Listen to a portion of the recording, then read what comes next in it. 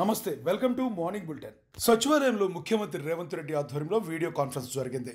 భారీ వర్షాలు వరదల నేపథ్యంలో రాష్ట్ర వ్యాప్తంగా పంట నష్టాలు సహాయక చర్యలపై సమీక్ష జరిగింది. మంత్రులు, కలెక్టర్లు, ఉన్నతాధికారులు పాల్గొని వివరాలు సమర్పించారు. వరద ప్రభావిత ప్రాంతాల్లో రైతులు ఎదుర్కొంటున్న ఇబ్బందులు, పంటలకు జరిగిన నష్టాలను సీఎం ఆరా తీశారు. తక్షణ సహాయం అందించేందుకు అవసరమైన నిధులను విడుదల చేయాలని ఆదేశించారు. పేద రైతుల సమస్యలను పరిష్కరించేందుకు అధికారులు సమన్వయంతో పనిచేయాలని సూచించారు.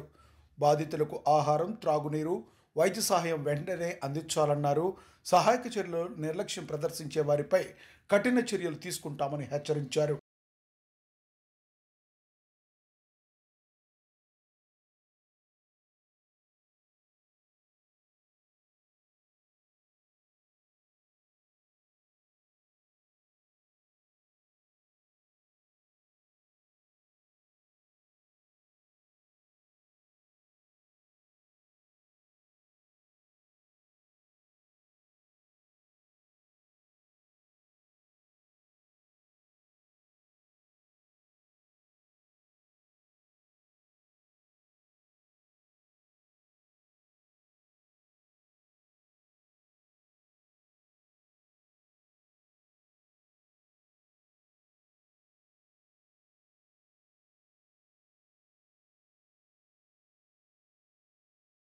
కాళేశ్వరం స్కామ్పై కవితను విమర్శించారు దయాకర్.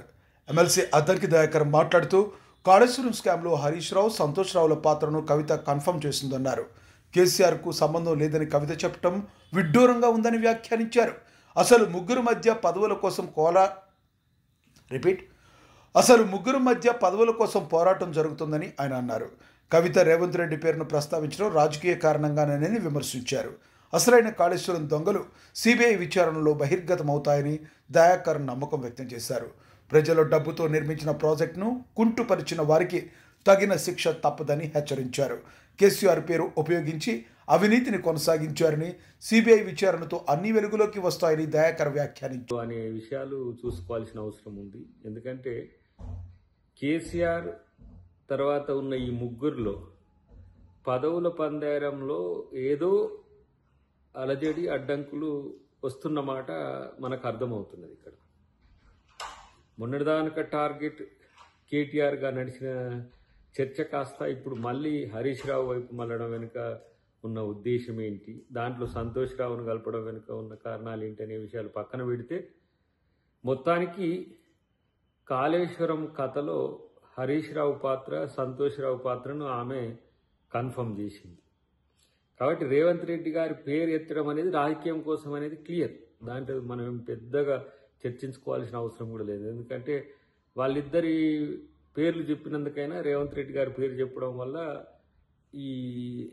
ఈ అంశాన్ని పెనెట్రేట్ చేసుకోవడానికి ఉపయోగపడుతుంది తప్పితే మరొక దానికి పనికిరాదు.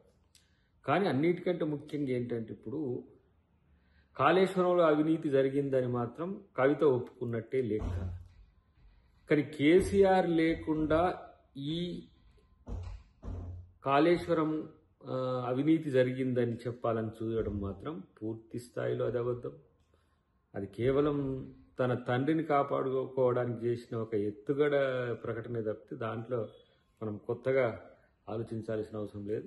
ఏది ఏమైనా సిబిఐకి అప్పచెప్పినాం కదా. ఎవరి పాత్ర ఎంత, ఎవరివి కథలు, ఎవరు కట్టుకథలు, ఎవరు పిట్ట కథలు, ఎవరు వాస్తవ ఏమంటారు కాళేశ్వరం దొంగలు, ఇవన్నీ కూడా ఇలా బయటపెట్టడానికి తెలంగాణ ప్రభుత్వం సిబిఐకి ఇచ్చిన వాటి పర్సువేషన్లో కూడా కాంగ్రెస్ ప్రభుత్వం ఉంటుంది, కాంగ్రెస్ పార్టీ కూడా ఉంటుంది. ఎందుకంటే ఇది తెలంగాణ ప్రజల యొక్క సొమ్మును కాపాడే రక్షకులుగా ఇలా కాంగ్రెస్ పార్టీ ఉంటుంది, కాంగ్రెస్ ప్రభుత్వం ఉంటుంది, రేవంత్ రెడ్డి గారు ఉంటుంది. కాబట్టి రేవంత్ రెడ్డి గారి మీద ఆరోపణలు చేయడం ద్వారా సెన్సేషన్ మాత్రమే తప్పితే దాంట్లో ఎవరు కూడా దాన్ని పట్టించుకోరు, నమ్మరు. ఒక్కొక్కరు ఒక ఆయన బాంబులు పెట్టిండ్రు అన్నట్టే, లేకపోతే ఇంకొక ఆయన ఏదో సంఘ విద్రోహ చర్యలు అక్కడ పనిచేసినాయి అన్నట్టు. కానీ ఇలా రేవంత్ రెడ్డి గారు కూడా వాళ్ళ వెనుక ఉందని చెప్పడం అనేది కేవలం సెన్సేషన్ కొరకు చేసిన స్టేట్మెంట్గా. ఎమ్మెల్సీ కల్వకుంట్ల కవిత కాళేశ్వరం ప్రాజెక్టుపై ఘాటు వ్యాఖ్యలు చేశారు. హరీష్ రావు, సంతోష్ రావును టార్గెట్ చేస్తూ తీవ్ర విమర్శలు గుప్పించారు. కేసీఆర్ పేరు చెప్పుకుని అనేక చెడ్డ పనులు చేయడం వల్లే ఆయనకు నష్టం కలిగిందన్నారు. మాజీ రాజ్యసభ సభ్యుడు మేఘా కృష్ణారెడ్డి కూడా ఈ వ్యవహారంలో భాగమని ఆరోపించారు. కేసీఆర్కు మరకలు అంటించేందుకు కుట్ర జరిగిందని కవిత పేర్కొన్నారు. కోట్ల రూపాయలు సంపాదించుకున్న అధికారులపై వెంటనే చర్యలు తీసుకోవాలని డిమాండ్ చేశారు. ప్రాజెక్టును నిలదీయడం వల్ల తెలంగాణ రైతులకు భారీ నష్టం కలిగిందని ఆవేదన వ్యక్తం చేశారు. అయినా మళ్ళీ వాళ్ళనే మోస్తాం, అయినా మళ్ళీ వాళ్ళనే ముందుకు తీసుకెళ్తామని అనుకుంటే పార్టీ ఎట్లా ముందట్టుకుపోతుంది? ఒక బిడ్డగా నిజంగా నేను బాధపడతా ఉన్నాను. ఇవాళ 5 సంవత్సరాలు ఇరిగేషన్ మంత్రిగా చేసినటువంటి హరీష్ రావు గారిది మేజర్ పాత్ర లేదా దీంట్లో? అందుకే కదా కేసీఆర్ గారు వారిని సెకండ్ టర్మ్లో తప్పించిండ్రు. ఈ మొత్తం కాళేశ్వరం ఎపిసోడ్లో కేసీఆర్ గారికి మరక అంటిందంటే 2-3 వ్యక్తులు కారణం. మాజీ రాజ్యసభ సభ్యుడు ఒకలైతే, హరీష్ రావు గారు ఒకలైతే, మేఘా కృష్ణారెడ్డి గారు ఇంకోటి, మేఘానో బోగానో ఏదో. ఈ పెద్ద పెద్ద కాంట్రాక్టర్లు అందరితో కుమ్మక్కై కేసీఆర్ గారు ప్రజల కోసం ఆలోచన చేస్తే, నీళ్ళ కోసం ఆలోచన చేస్తే, వీళ్ళు సొంత వనరుల కోసం, డెవలప్మెంట్ కోసం, ఆస్తులు పెంచుకోవడం కోసం ఆలోచన చేసి ఇవాళ మీ వల్ల రేవంత్ రెడ్డి లాంటి వ్యక్తి, తెలంగాణ ఉద్యమానికి సంబంధం లేని వ్యక్తి, కేసీఆర్ గారి కాలి గోటికి సరిపోని వ్యక్తి, ఆయన నిలబడి కేసీఆర్ గారిని చేయెత్తి చూపించి కేసీఆర్ గారి మీద సిబిఐ ఇవాళ నేను వేస్తా అని చెప్తున్నాడంటే కారణం ఎవరు దీనికి? నేను భరించిన, ఇదే హరీష్ రావు గారు, ఇదే సంతోష్ రావు గారు అనేక కుట్రలు చేసినా కూడా భరించిన.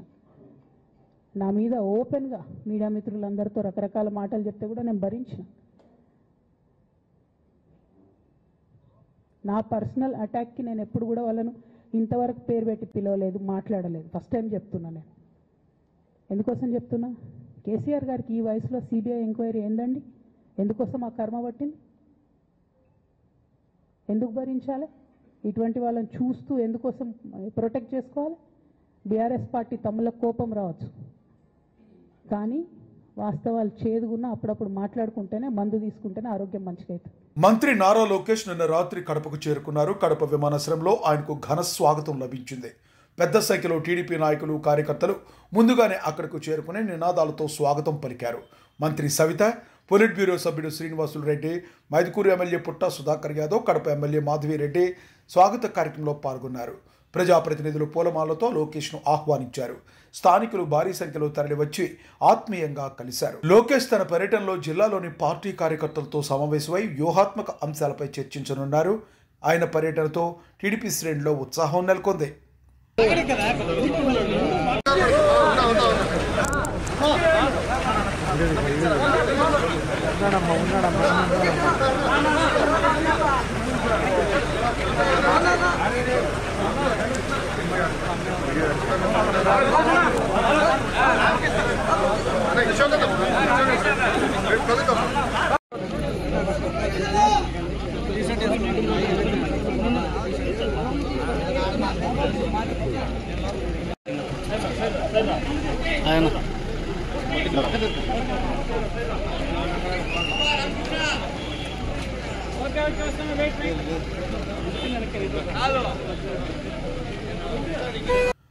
Anantapuram municipal corporation standing committee ఎన్నికలు ఏకగ్రీవంగా జరిగాయి. గూడూరు మల్లికార్జున, దేవి, జయలలిత, రామాంజనమ్మ, లావణ్యలు సభ్యులుగా ఎన్నికయ్యారు. మేయర్ మొహమ్మద్ వసీం కొత్త సభ్యులకు ధ్రువపత్రాలు అందించారు. ఈ సందర్భంగా మాట్లాడుతూ వైఎస్ఆర్సీపీ కార్పొరేట్ల ఐక్యతే తమ బలమని అన్నారు. గతంలో కూటమి ప్రభుత్వం స్థానిక సంస్థల్లో సభ్యులను బలవంతంగా లాక్కుందని, అనంతపురంలో అలాంటి ప్రయత్నాలు విజయవంతం కాలేదని చెప్పుకొచ్చారు. మాజీ సీఎం జగన్, మాజీ ఎమ్మెల్యే అనంత వెంకటరామరెడ్డి సహకారంతో నగర అభివృద్ధికి సమిష్టిగా కృషి చేశామని తెలిపారు. ఎన్నికలు ఏకగ్రీవం చరిత్రలో నిలిచిపోతుందని మేయర్ వ్యాఖ్యానించారు. స్టాండింగ్ కమిటీ ఇది ఒక చరిత్ర.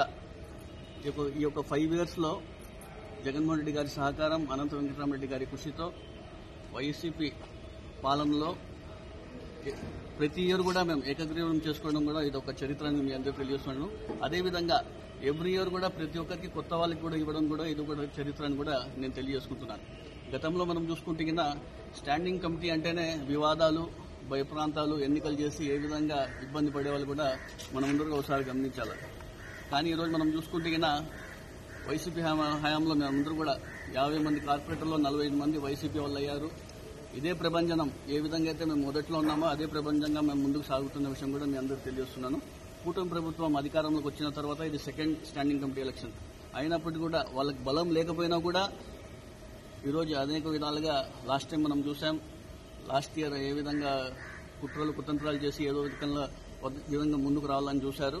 అయినప్పటికీ వాళ్ళకి కుదరలేదు. జగన్మోహన్ రెడ్డి సహకారం, అనంత వెంకటరామరెడ్డి గారి కృషి, అనంత వెంకటరామరెడ్డి గారి అనుభవంతో వీళ్ళు ఏమి చేయలేకపోయారు అని కూడా మీ అందరికీ గట్టిగా చెప్పదలుచుకుంటాను. రాష్ట్రంలో చూసుకుంటే కదా మనం మొన్నటి రోజే మనం పులివెందులో చూసాం ఏ విధంగా ఎన్నికలు జరిగాయి, ఏ విధంగా రాష్ట్రంలో మేయర్స్ కానివ్వండి, డిప్యూటీ మేయర్స్ కానివ్వండి, మున్సిపల్ చైర్మన్లు కానివ్వండి, వైస్ చైర్మన్లు కానివ్వండి భయప్రాంతాలకు గురి చేసి ఏ విధంగా వాళ్ళకి పదవి నుంచి తొలగించడం కూడా చూసిన విషయాలు కూడా మనం ఒకసారి గమనించాలి. ఎన్ని చేసినా కూడా ప్రజలందరూ కూడా గమనిస్తున్నారు, రాష్ట్రం అంతా కూడా చూస్తున్నారు. వీళ్ళు ఎన్ని భయప్రాంతాలు చేసినా, రెడ్ బుక్ రాజ్యాంగం తీసుకొచ్చి ఎంత భయప్రాంతాలు చూసినా కూడా ప్రజలు నమ్మే పరిస్థితి లేరు. అనంతపురం నగరంలో ఏ విధంగా అయితే మా పాలకవర్గం ఉంది స్టార్టింగ్ నుంచి ఇప్పటి కూడా అదే బలంతో మేమంతా ముందుకు పోతున్నాం. అంత ఐక్యతతో ఈరోజు కార్పొరేటర్లు కావచ్చు ప్రతి ఒక్కరు కూడా అందరూ ఐక్యతతో ముందుకు పోయిన విషయం కూడా మేము అందరూ తెలియజేసుకుంటూ ఈ 4.5 years మేము చేసిన అనంతపురం నగరంలో ఏ విధంగా అభివృద్ధి చేసినా కూడా ప్రజలందరికీ తెలుసు. రాబోయే రోజుల్లో కూడా అనంతపురం నగరానికి మేము ఖచ్చితంగా అండగా ఉంటాం. అభివృద్ధి విషయంలో ఖచ్చితంగా పార్టీలకు అతీతంగా అండగా ఉంటాం తెలియజేసుకుంటూ, అవినీతికి మేము ఖచ్చితంగా వ్యతిరేకిస్తామని తెలియజేసుకుంటూ, రాబోయే రోజుల్లో ఖచ్చితంగా ప్రజలే బుద్ధి చెప్తారని తెలియజేసుకుంటూ, దౌర్జన్యాలకు ఎటువంటి పరిస్థితుల్లో కూడా మేము సహకరించాం. ప్రజాస్వామ్యబద్ధంగా మేము పోరాటం చేస్తామని తెలియజేస్తున్నాం. వైఎస్ఆర్సీపీ నేతలు చంద్రబాబు నాయుడుపై ఘాటు వ్యాఖ్యలు చేశారు. ఎన్టీఆర్ కుటుంబాన్ని పూర్తిగా నామరూపాలు లేకుండా చేసిన వ్యక్తి చంద్రబాబేనని ఆరోపించారు. తనది కాని పార్టీలోకి వచ్చి కుటుంబ సభ్యులను పదవులకు దూరం చేశారన్నారు. బాలకృష్ణను కాపాడిన కారణం వియ్యంకుడు కావడమేనని విమర్శించారు. వెన్నుపోటు రాజకీయాలకు పేటెంట్ చంద్రబాబుకే ఉందని వ్యాఖ్యానించారు. ప్రతిపక్ష హోదా వైఎస్ఆర్సీపీకి వస్తే అసెంబ్లీలో చంద్రబాబును నిలదీస్తామని చెప్పారు. ప్రజలు సూపర్ 6 హామీపై ప్రశ్నిస్తారని భయంతో చంద్రబాబు మౌనం వహిస్తున్నారని వ్యాఖ్యానించారు. వాళ్ళ కుటుంబంలో జరిగితే చూస్తే వాళ్ళందరూ గుర్తుపట్టలేనట్టుగా మారిపోయారు. అసలు ఎన్టీఆర్ కుటుంబమేనా ఇది? ఎన్టీఆర్ కుటుంబం, ఎన్టీఆర్ పెద్ద కొడుకేనా అయినా, ఎన్టీఆర్ చిన్న కొడుకేనా? హరికృష్ణ గారి పిల్లలకు అక్కడ ప్రవేశం లేదు. అసలు ఎన్టీఆర్ కుటుంబాన్ని నామరూపాలు లేకుండా చేశాడు చంద్రబాబు నాయుడు ఈ 30 సంవత్సరాల్లో. తనను గాని పార్టీకి వచ్చి ఆ పార్టీ అధ్యక్షుడిగా స్వీకరించి ముఖ్యమంత్రి అయ్యి ఎక్కడ కూడా ఎన్టీఆర్ కుటుంబ సభ్యులు ఒక్కరికి కూడా కేబినెట్లో కానీ, ఎమ్మెల్యేలు కానీ, ఎంపీలుగా కానీ లేదా ఆ పార్టీలోని పదవుల్లో కానీ ఒక్కచోట కూడా ఎన్టీఆర్ కుటుంబ సభ్యుల్ని లేకుండా చేసిన రోజు. బాలకృష్ణ గారు ఉండారని మీరు అనొచ్చు. బాలకృష్ణ గారు చంద్రబాబు నాయుడు గారు వియ్యంకులు. బాలకృష్ణ గారి కూతుర్ని చంద్రబాబు నాయుడు గారు కుమారులు చేసుకున్నారు కాబట్టి బాలకృష్ణ గారు సేఫ్. లేకపోతే బాలకృష్ణ గారు కూడా ఉండేవాళ్ళు కాదు అని నేను మనవి చేస్తున్నా. ఇదేమీ అబద్ధం కాదు, నిజం. బాలకృష్ణ గారు తప్పించి ఎన్టీఆర్ కుటుంబంలో ఒక్క వ్యక్తి కూడా చంద్రబాబు నాయుడు గారు దరిదాపుల్లోకి రాలి. ఎందుకు అని అడుగుతున్నాం. ఆ రోజున మీరు పనిన మహాకుట్రలు ఓ ప్రామాణికంగా తీసుకొని దేశంలో వెన్నుపోట్లకు తేవలేదు. అంటే ఇప్పుడు మహారాష్ట్రలో ఒకటి జరిగింది కదా, శివసేన వాళ్ళకి ఒకటి వెన్నుపోటు జరిగింది. ఈ చిన్నవి మహారాష్ట్రలో జరిగిన సంఘటన అయినా, రాజస్థాన్లో జరిగిన సంఘటన అయినా, ఢిల్లీలో జరుగుతున్న సంఘటనలైనా ఇవన్నీ చంద్రబాబు నాయుడు గారు ఆ రోజు 95లోనే చేసేశాడు. అంటే సూపర్ డూపర్ హిట్ కొట్టాడు. వెన్నుపోటు అనే చిత్రానికి పేటెంట్ హక్కు ఎవరికైనా ఉంది అని అంటే ఈ దేశ చరిత్రలో, ప్రపంచ చరిత్రలో ఒక్క చంద్రబాబు నాయుడు గారికే ఉంది. 2019లో ఏ హామీలు ఇచ్చాడో 24లో ఏ హామీలు ఇచ్చాడు, 2014లో ఏ హామీ ఇచ్చాడో 19లో ఏ ఇచ్చాడు. అంటే ఎన్నికలప్పుడే సరిగ్గా హామీలు ఇస్తాడు, అధికారంలోకి వస్తాడు, అధికారంలోకి వచ్చిన వెంటనే అవి నవల కాట్లేదు అంటాడు, వాటిని చూస్తే భయం వేస్తుంది అంటాడు, ఈ ప్రపంచంలో ఎవరు చేయలేరంటారు, ఆ పథకాలన్నీ అమలుపరచాలంటే ఆస్తులు అమ్మాలంటారు, రాష్ట్రాన్ని అమ్మాలంటారు. మరి చేతగాని వాళ్ళు ఎందుకు ఇచ్చారు ఆ మాటలు? ఎందుకు ఇచ్చారు? మీరు ప్రజల నుంచి కానే కాదు, నువ్వు ఒక ఫేక్ నాయకుడివి, నీ చరిత్ర ఒక ఫేక్, నువ్వు రాసిన రచనలన్నీ ఒక ఫేక్, నువ్వు చూపించిన రాజకీయాలన్నీ ఒక ఫేక్ ఫేక్ ఫేక్ ఫేక్. ఈరోజు నువ్వు కట్టే రాజధాని కూడా ఫేకే. అందుకే యాస్ట్కి వచ్చి మీకు తెలుసా అండి, రాజధాని ప్రాంత రైతులందరూ రగిలిపోతున్నారు. మమ్మల్ని అన్యాయం చేశావు, 14 సంవత్సరాల నుంచి 3 పంటలు పండే మా పొలాలు తీసుకొని అన్యాయం చేశావని కోర్ క్యాపిటల్లో ఉన్నటువంటి రైతాంగం, నిన్న తెలుగుదేశం పార్టీకి కొమ్ముగాసిన రైతాంగం, భూముల కోసం యుద్ధం చేసిన రైతాంగం ఈ రోజున అలో లక్ష్మణ్ ఏడుస్తున్నారని మీడియా సాక్షికి రాష్ట్ర ప్రజలకు నేను చెబుతున్నాను. ఆ రైతుల యొక్క ఉసురు మాత్రం చంద్రబాబు నాయుడుకి తప్పనిసరిగా తగిలిద్దని చెప్పి అంటున్నాను. అన్నదాతలను ఆడుకున్నవాడు, అన్నదాతల యొక్క కడుపు కొట్టినవాడు, అన్నదాతలకు. మాజీ మంత్రి వైఎస్ఆర్సీపీ ఇన్ఛార్జ్ సాకే శైలజ మాజీ మంత్రి వైఎస్ఆర్సీపీ ఇన్ఛార్జి సాకే శైలజ కూటమి ప్రభుత్వంపై విమర్శలు చేశారు. వికలాంగులు రోడ్లపైకి వచ్చి ఆత్మహత్యలకు పాల్పడుతున్నారని ఆవేదన వ్యక్తం చేశారు. కూటమి ప్రభుత్వం వచ్చిన తర్వాత ఎంతమంది దివ్యాంగులకు పెన్షన్లు మంజూరు చేశారో చెప్పాలని డిమాండ్ చేశారు. వికలాంగులకు హామీలు ఇచ్చినా వాటిని అమలు చేయలేకపోతున్నారని ఆరోపించారు. నిరాశతో అనేక మంది దివ్యాంగుల జీవితం ముగించుకోవాల్సిన పరిస్థితి వచ్చిందన్నారు. తక్షణమే పెన్షన్లను పెంచి కొత్త అర్హులందరికీ ఇవ్వాలని శైలజ డిమాండ్ చేశారు. నాయకత్వంలో ఎన్ని కొత్తగా దివ్యాంగుల పెన్షన్లు ఇచ్చారో చెప్పండి ఒక మాట. నేను ధైర్యంగా చెప్తాను, 2 లక్షలకు పైగా జగన్మోహన్ రెడ్డి గారి నాయకత్వంలో దివ్యాంగులకి కొత్త పెన్షన్లు ఇచ్చిన చరిత్ర జగన్మోహన్ రెడ్డి గారిది. మీదే చెప్పని కోరుతా ఉన్నాం. నాకు అనుమానం, గతంలో ప్రభుత్వ ఉద్యోగం చేశాను నేను. సదరం సర్టిఫికెట్లు గవర్నమెంట్ ఇచ్చినవే కదా, ఏ ప్రభుత్వంలో అయినా సరే గవర్నమెంట్ సర్టిఫికెట్ కదా అది. మళ్ళీ సదరం సర్టిఫికెట్లో అంగవైకల్యం 50% పై ఉన్నట్లుగా గతంలో ఇచ్చిన సర్టిఫికెట్ని ఈ రోజున లక్షలకు వేలాది మందికి దానికి తృణీకరిస్తా ఉన్నారంటే తప్పెక్కడ ఉందో చెప్పాల్సిన బాధ్యత మీ పైన ఉంది కదా. 30 సంవత్సరాల క్రితం మీరు చేసిన అన్యాయాన్ని గురించి జనం మాట్లాడుకుంటారు. రామారావు కుటుంబానికి ద్రోహం గురించి మాట్లాడుకుంటారు. వికలాంగులకు పెడుతున్న దివ్యాంగులకు పెడుతున్న క్షోభ గురించి, వాళ్ళ బతుకు భయం గురించి ఆక్రోశం మీకు తగులుతుంది. శాపం కాదు ఇది. అట్లాగే హంద్రినివా పేరు పైన మీరు చేసే వంచన, మీ యొక్క దాని నాటకం అందాం, రంగులు మార్చడం, స్క్రీన్ మార్చడం, పేర్లు మార్చుకోవడం, ఇప్పటికి కూడా స్పష్టంగా చెప్పాలనుకుంటా ఉన్నాను. హంద్రినివా పైన ఏదైనా పని జరిగి ఉంటే, నికరమైన పని జరిగి ఉంటే అది రాజశేఖర్ రెజిమ్లోనూ ఆయన వారసుడు జగన్మోహన్ రెడ్డి గారి రెజిమ్లో జరిగిందనే విషయం గుర్తు చేస్తూ ఉన్నాం. ఆయన మాట్లాడతాడు, డబ్బులు ఖర్చు పెట్టుకు కర్నూలు జిల్లాలో 110 చెరువులకి నీళ్లు కాలువలు కనపడవా మీకు? మహిళా హక్కులపై కూటమి ప్రభుత్వాన్ని నిలదీస్తామన్నారు వరదు కళ్యాణి. ఎమ్మెల్సీ వరదు కళ్యాణి మాట్లాడుతూ మహిళల హక్కుల పరిరక్షణకు కూటమి ప్రభుత్వంపై ఒత్తిడి తీసుకొస్తామని చెప్పారు. మహిళలకు ఇచ్చిన హామీలు అమలు కావడం లేదని ఆరోపించారు. మహిళల రక్షణ కోసం ప్రత్యేకంగా ఒక కార్యాచరణ రూపొందిస్తున్నామని తెలిపారు. మహిళలపై దాడులు పెరుగుతున్న తరుణంలో ప్రభుత్వం తక్షణ చర్యలు తీసుకోవాలని డిమాండ్ చేశారు. సమాజంలో మహిళలకు గౌరవం కల్పించేందుకు చట్టపరమైన మార్పులు అవసరమన్నారు. కూటమి పాలనలో మహిళా వ్యతిరేక ధోరణి కొనసాగితే ప్రజలు ఖండిస్తారని హెచ్చరించారు. చేయడం కోసం ఒక కార్యాచరణ రూపొందించుకుంటూ ఈరోజు జోన్ 5కి చెందిన ఈ కడప జిల్లాకి రావడం జరిగింది. తీసుకుంటే గతంలో జగన్మోహన్ రెడ్డి గారు 5 సంవత్సరాలు ముఖ్యమంత్రిగా ఉండే కాలంలో మహిళా రక్షణ కోసం, మహిళా సాధికారత కోసం పెద్దపీట వేసిన పరిస్థితి మనందరము చూసాం. ఒక మహిళా పక్షపాత ముఖ్యమంత్రిగా జగనన్న 5 ఏళ్ళు పరిపాలించారు. ఇచ్చిన ప్రతి పథకంలో కూడా మహిళలే ఎక్కువగా లబ్ధిదారులుగా ఉండేట్టుగా మనం చూసాం. ఒక ఇల్లు ఇస్తే అది మహిళలకి ఇచ్చేవారు, ఒక పథకం ఇస్తే అది మహిళల పేరుతో ఇచ్చేవారు. అలాగే ఒక పదవుల్లో కూడా మెజారిటీ పదవులు మహిళలకే ఇచ్చిన పరిస్థితి మనం చూసాం. ఈరోజు తీసుకుంటే కూటమి ప్రభుత్వం మహిళల్ని ఎన్నికల టైంలో జగనన్న కంటే ఎక్కువ మేలు చేస్తానని మభ్యపెట్టి ఓట్లు వేయించుకొని 164 సీట్లతో అధికారంలోకి వచ్చి నెట్ట నిలువుగా ఈరోజు మోసం చేయడం జరిగింది. 15 నెలలైనా ఏ ఒక్క పథకం కూడా సరిగ్గా అమలు చేయని పరిస్థితి మనం చూస్తూ ఉన్నాం. సూపర్ 6లు సూపర్ హిట్ అని చెప్తూ ఉన్నారు. వాళ్ళకి నేను ఒకటే ప్రశ్నిస్తూ ఉన్నాను, మరి మహాశక్తి అనే పథకం పెట్టారు. ఆడబిడ్డ నిధి కింద ప్రతి నెల 1500 రూపాయలు 19 సంవత్సరాల నుంచి 59 సంవత్సరాల మధ్య ఉన్న మహిళలకి ఇస్తామని చెప్పి, మరి 15 నెలలు అయింది కదా, ఏ ఒక్క మహిళకైనా మీరు ఆడబిడ్డ నిధి ఇచ్చారా అని నేను అడుగుతున్నాను. మరి సూపర్ 6 ఎలా సూపర్ హిట్ అవుతుంది అని నేను అడుగుతూ ఉన్నాను. అలాగే ఫ్రీ బస్సులో 11 రకాల బస్సులకు అవకాశం ఇవ్వకుండా కేవలం 5 రకాల బస్సుల్లో ఎక్కే అవకాశం ఇచ్చిన మీరు ఫ్రీ బస్ పథకం ఎలా సూపర్ హిట్ అవుతుంది అని నేను అడుగుతూ ఉన్నాను. ఈరోజు మొదటి సంతకానికే దిక్కులేని పరిస్థితి ఉంది. ఎందుకంటే ఒక్క నిరుద్యోగికైనా మీరు నిరుద్యోగ భృతి ఇచ్చారా? ఒక్క ఉద్యోగమేనా ఒక నిరుద్యోగికి ఇచ్చారా అని నేను అడుగుతున్నాను. మరి సూపర్ 6 ఎలా సూపర్ హిట్ అవుతుంది అని నేను అడుగుతూ ఉన్నాను. అలాగే రైతులకి అన్నదాత సుఖీభవ అని పేరు పెట్టారు.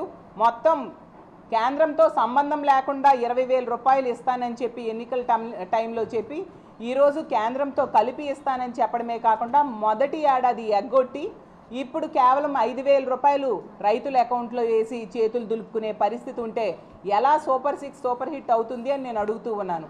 అలాగే ఒక్క మహిళకైనా మీరు రేషన్ కార్డులు ఇచ్చారా అని నేను అడుగుతూ ఉన్నాను. ఉన్న ఫంక్షన్స్ ఈరోజు తీసేయడంతో ఎంతమంది రోడ్డెక్కి నిరసన తెలియజేస్తున్నారో మనం చూస్తూ ఉన్నాం. వికలాంగులకైతే చాలా దారుణంగా వాళ్ళ ఫంక్షన్స్ కోత కోయడానికి వీళ్ళు పూనుకోవడంతో ఎంత ఘోరంగా వాళ్ళు బాధలు పడుతూ ఉన్నారు ఈ రాష్ట్ర ప్రజలందరూ కూడా చూస్తూ ఉండే పరిస్థితి మనం చూసాం. అలాగే 3 గ్యాస్ సిలిండర్స్, ఉచిత గ్యాస్ సిలిండర్స్ అని చెప్పారు. మొదటి ఏడాది తీసుకుంటే ఒక్కటి మాత్రమే ఇవ్వడం జరిగింది. మరి సూపర్ 6 సూపర్ హిట్ ఎలా అవుతుంది అని అడుగుతూ ఉన్నాను. అలాగే తల్లికి వందనం, గతంలో జగన్మోహన్ రెడ్డి గారు అమ్మఒడి అనే పథకాన్ని ప్రవేశపెట్టి టెన్షన్గా పిల్లల కోసం తల్లి అకౌంట్లో డబ్బులు వేసి వాళ్ళ చదువుకి డ్రాప్ అవుట్స్ కాకుండా ఉండడం కోసం ఆ పథకాన్ని తీసుకొస్తే దానికి కాపీ కొట్టి ప్రవేశపెట్టిన మీరు ఒక ఆన్గోయింగ్ స్కీమ్ అయిన దాన్ని మొదటి ఏడాది ఎగ్గొట్టిన పరిస్థితి రాష్ట్ర ప్రజలందరూ చూశారు. మరి సూపర్ 6 అనేది సూపర్ హిట్ ఎలా అవుతుంది చంద్రబాబు నాయుడు గారు అని నేను అడుగుతూ ఉన్నాను. చంద్రబాబు నాయుడు గారు అంటారు ఏ ఒక్క మహిళ మీదైనా ఎవరైనా చేయి వేస్తే అదే వాళ్ళకి చివరి రోజు అంటున్నారు. కానీ తెలుగుదేశం పార్టీ నాయకులు, తెలుగుదేశం పార్టీ కార్యకర్తలు, తెలుగుదేశం పార్టీ ఎమ్మెల్యేలే మహిళల్ని వేధిస్తూ ఉండే పరిస్థితి రాష్ట్రంలో నెలకొనడం మనందరము చూస్తూ ఉన్నాం. మరి చంద్రబాబు నాయుడు గారు ఏ ఒక్క మనిషికి కూడా చివరి రోజు చేయలేదు. మరింతగా మహిళల మీద అఘాయిత్యాలు పెరిగేట్టుగా మద్యం పాలసీని తీసుకొచ్చిన పరిస్థితి మనం చూసాం. బాహుబలి లాంటి సినిమా చూపిస్తాము అని చెప్పి ఇప్పుడు నరబలి లాంటి పాలన చూపిస్తూ ఉండే పరిస్థితి ఈ రాష్ట్రంలో నెలకొనుంది. ఇంకోవైపు తీసుకుంటే ఈ ప్రభుత్వానికి జాకీలు పెట్టే లేపే ఎల్లో మీడియా ఒకవైపు, ఎల్లో పార్టీలు ఒకవైపు ఉండి ఇది మంచి ప్రభుత్వం అని చెప్తారు, అలాగే డబుల్ ఇంజన్ సర్కార్ అని చెప్తారు, అలాగే విజనరీ లీడర్ అని చెప్తారు, సంపద సృష్టికర్త అని చెప్తారు. ఎక్కడ సంపద సృష్టిస్తున్నారు చంద్రబాబు నాయుడు గారు? అప్పులు సృష్టిస్తూ ఉండే పరిస్థితి. గతంలో జగన్మోహన్ రెడ్డి గారు 5 ఏళ్ళు కలిపి 3,30,000 కోట్లు మాత్రమే అప్పు చేస్తే చంద్రబాబు నాయుడు గారు కేవలం ఈ 15 నెలల్లో 2 లక్షల కోట్లు. వరంగల్ పశ్చిమ ఎమ్మెల్యే నాయని రాజేందర్ రెడ్డి కల్వకుంట్ల కుటుంబంపై ఘాటు వ్యాఖ్యలు చేశారు. దోచుకున్న సొమ్ము పంచుకునే క్రమంలో కుటుంబంలో కలహాలు చెలరేగుతున్నాయని ఆరోపించారు. తెలంగాణ అభివృద్ధికి కేటాయించాల్సిన నిధులు వ్యక్తిగత ప్రయోజనాల కోసం వాడుకున్నారని విమర్శించారు. అవినీతి కారణంగానే ఈ విభేదాలు బయటపడుతున్నాయన్నారు. ప్రజలకు వాస్తవాలు తెలిసేలా సిబిఐ విచారణ జరగాలని డిమాండ్ చేశారు. ఎంక్వైరీ చేస్తే మీకు వచ్చిన నష్టం ఏంటి? ఆ ధర్నాలు ఏంటి? ఇవాళ స్వాతంత్ర పోరాటానికి పోయిందని చెప్పారు ధర్నాలు. ఇప్పుడు ఏమైంది? కవిత గారు మాట్లాడారు కదా, హరీష్ రావు, సంతోష్ గారు ముందు హస్తం ఉన్నది, 100 కోట్లు దొరికితే ఏం చేసిండ్రో అధికారులని అంటే అర్థం ఏంటిది? మీరు దోసుకదిని పంపకాల కాడికి వచ్చే వరకు ఈ పంచాయతీలు పెట్టి దీనికి ధర్నాలు, దీనికి నిరసనలు అని చెప్పి ఓ ఫ్రేమ్ చేసి పెట్టడమా? ఇవాళ నిజంగా కూడా ఉద్యమకారుల అమరవీరుల ఆత్మ పోషిస్తాను మీరు చేయబట్టి. ఒక ఉద్యమం పేరుతోటి అంతమంది విద్యార్థులను చంపి మీరు ఇవాళ వారి పేరు మీద ఎవరి మీద పేలాలు ఎరగ తింటారు. సిగ్గు, శరం, లజ్జ ఉండాలి. తెలంగాణ ఎట్లా తిరుగుతారో ఇక మేము చూస్తాం. ఎట్లా తిరుగుతారో చూస్తాం. మీరు మొత్తం పైసా కక్కాలి ఒక్కొక్కడు, ఎవరిని వదిలిపెట్టేది లేదు. మీరు ఏ జిల్లాకు గ్రామానికి గ్రామం, నియోజకవర్గ స్థాయిలో దోచుకొని రేట్ కాడికి. దీనికి మళ్ళీ జవాబు లేకుండా అదరగొట్టడం. మీరు ఆ డబ్బులతోటి, దోచుకున్న డబ్బులతోటి యూట్యూబ్ ఛానల్ పెట్టి దుష్ప్రచారాలు చేసుకుంటా కాంగ్రెస్ పార్టీ 6 పథకాలలో ఇన్ని అమలు చేస్తుంటే కూడా చేస్తలేరు అని చెప్పి దుష్ప్రచారాలు చేసుకుంటా, ఎదురుదాడులు చేసుకుంటా, దొంగ అన్నట్టుగా వ్యవహరిస్తారా? మీరు అన్ని ప్రతి పైసలు దక్కిస్తాం. ఇంకా సిగ్గుశరం లేకుండా బీజేపీ తోటి కుమ్ముకైనా మాట్లాడుతున్నాం. ఎవరు మాట్లాడితే వాళ్ళతో కుమ్ముకైనా మాట్లాడుతున్నాం. ఇదా రాష్ట్ర ప్రజల్ని అసెంబ్లీలో చూడలేదా? అన్ని ఎవిడెన్స్లతో మా ముఖ్యమంత్రి రేవంత్ రెడ్డి గారు ప్రతిదీ కలెక్ట్ చేసి పెట్టారు. మేము కక్ష సాధింపు చర్య అనుకుంటే మీరు ఎవరు కూడా రోడ్ల మీద ఇన్ని రోజులు 2 ఏళ్ల దాకా తిరగలేకపోతున్నారు. అది గుర్తుపెట్టుకోండి. ఇప్పుడు మాత్రం ఎట్టి పరిస్థితుల్లో ఇన్ని సాక్ష్యాలు, ఇన్ని సబూతులు మీ ఇంట్లోనే బయటకు వచ్చి. Hyderabad market committee vice chairman Kotla Srinivas మాట్లాడుతూ బీసీలకు న్యాయం చేయాలన్నది రాహుల్ గాంధీ సంకల్పమన్నారు. ఈ సంకల్పాన్ని నెరవేర్చే బాధ్యతను సీఎం రేవంత్ రెడ్డి తీసుకున్నారని తెలిపారు. అసెంబ్లీలో బీసీలకు 42% రిజర్వేషన్లు కల్పించే తీర్మానం ఆ దిశగా కీలక అడుగుని చెప్పారు. ఈ నిర్ణయం సామాజిక న్యాయానికి నిదర్శనమన్నారు. బీసీ వర్గాల వారికి వారి వాటా రాజకీయ అవకాశాలు కల్పించేలా దీర్ఘకాలిక ఆకాంక్ష నెరవేరుతుందని చెప్పారు. కాంగ్రెస్ పార్టీ దీన్ని దేశవ్యాప్తంగా అమలు చేస్తుందని ఆయన నమ్మకం వ్యక్తం చేశారు.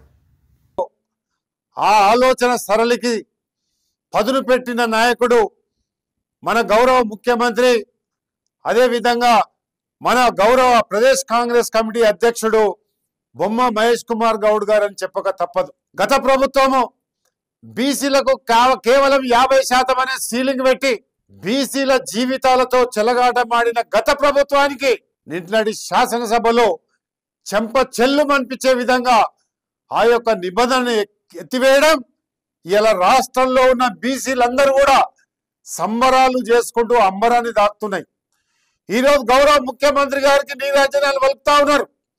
గౌరవ పిసిసి అధ్యక్షుడు పొన్నం ప్రభాకర్ గారికి కూడా ఈరోజు బీసీలందరూ కూడా మా అనుబంధ సంస్థగా కాంగ్రెస్ పార్టీకి ఒక అనుబంధ సంస్థగా ఈరోజు మారినంటే గౌరవ ముఖ్యమంత్రి రేవంత్ రెడ్డి గారు తీసుకున్న ఆలోచన, వాళ్ళ మదిలో పుట్టిన ఒక మానస పుత్రికనే ఈరోజు బీసీలకు 42% స్థానిక సంస్థల్లో విద్య, ఉపాధి, రాజకీయాల్లో అవకాశం ఇవ్వాలని రేవంత్ రెడ్డి ఆలోచనకు ఇలా పల్నాడు జిల్లా పిడుగురాళ్లలో స్త్రీ శక్తి విజయోత్సవ సభ ఘనంగా జరిగింది.